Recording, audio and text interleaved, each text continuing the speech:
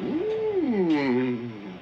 Yes, indeed. A very tasty looking morsel.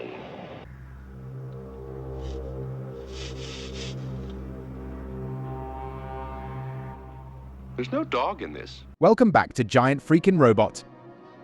The early 80s obsession with copying Star Wars wasn't all bad, even if most of it was ignored by audiences. Nothing demonstrates that better than a trip to the peaceful planet of Akir, under siege from a vicious warlord and in need of a few heroes in battle beyond the stars. Set far enough in the future that humans have become space truckers. 16 gamblers to carry my coffin. Battle Beyond the Stars follows a farm boy named Shad, sent out into the cosmos on a search for warriors who can defend his home planet against the space tyrant Sada and his Malmori army of mutants. He goes forth in the planet's only space vessel, a Corsair star cruiser which has a fussy personality and goes by the oddly chosen name of Nell. I'm your home now, kid. For Shad and Nell, it's a race against time to find the help they need before Sada returns with his stellar converter and turns their entire planet into a mini-sun. Truth be told, the movie never actually does a very good job of making it feel all that urgent. Battle Beyond the Stars is far from perfect. The movie arrived at the box office in the still disco-crazy late summer of 1980. How much it actually made is still a matter of some debate, but it did make a profit. Battle Beyond the Stars hit the screen with a bang-up opening sequence, complete with a tremendous score from now-famed composer James Horner. Elements of that score would, 2 years later, be reused in Horner's score for Star Trek II: The Wrath of Khan.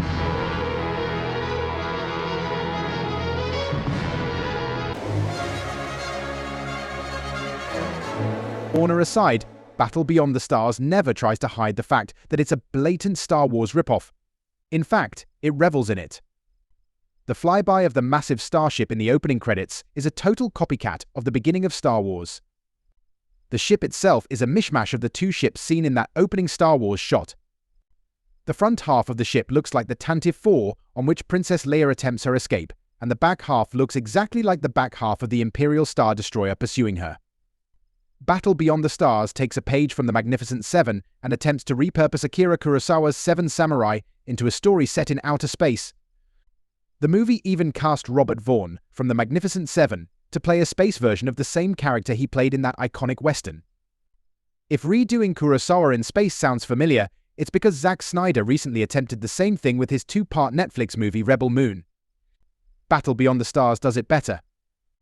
The planet Akir's name is, in theory, supposed to be a tribute to Akira Kurosawa. Somehow I doubt he'd feel very tributed. Repurposing Kurosawa doesn't work out nearly as well for Battle Beyond as it did for Magnificent Seven.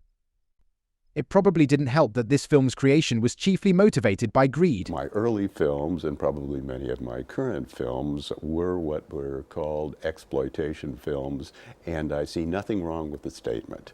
Battle was one of infamous producer Roger Corman's many attempts to cash in on the fervor of the Star Wars craze.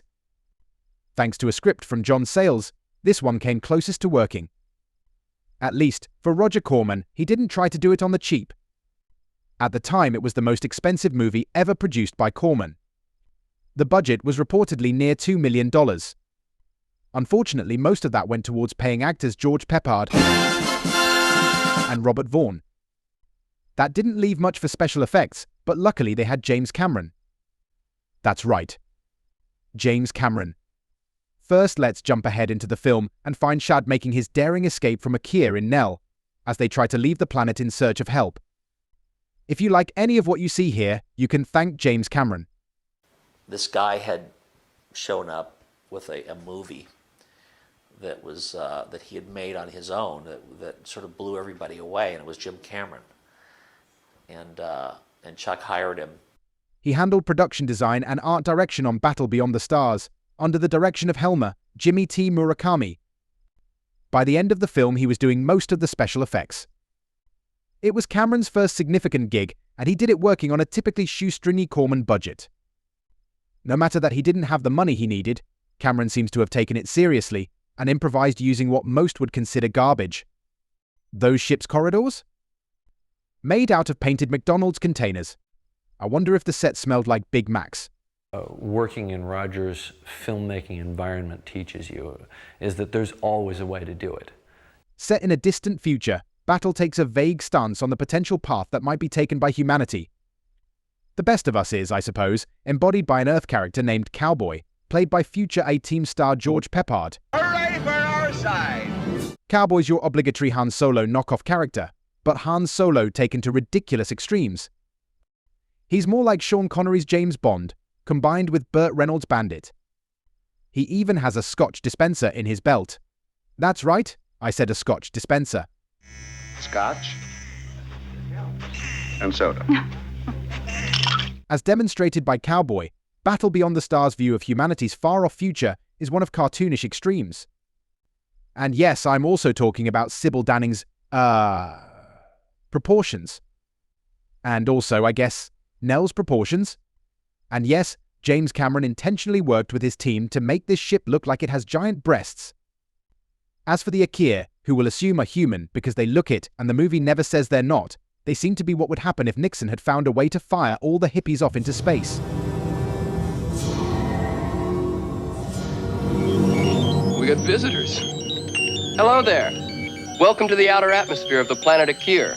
There's a lot of talk about their wealth being in their culture, but there's no real evidence in the film of a culture that's worth anything. Mostly the Akir stand around and talk about not wanting to do a lot. We are all going to be killed. We are defenseless. Cowboy, on the other hand, is the lone representative of the people left on Earth, a place which, judging by him, hasn't really changed very much, aside from the ability to make totally portable, instantly drinkable scotch. I have the greatest collection of old Western. Come to think of it, that's a world I want to live in. Scotch belts for everyone. Remember the Alamo? Though as a people, humanity has stayed much the same, in the future of Beyond the Stars, our technology has undergone a massive overhaul. For some reason, humans have decided things would be better if our vehicles were more argumentative and sassy. We sure as hell cannot fight him, not with you in the driver's seat. Nell's attitude was, I suppose, a precursor of things to come in science fiction. Flight of the Navigator, with a little help from the voice of Paul Rubens, eventually did it better. Buttface? Ghost bucket.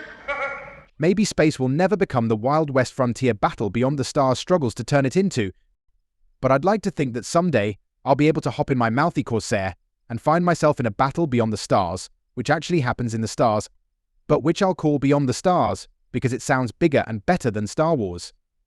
Take that, George Lucas. This has been Giant Freakin' Robot.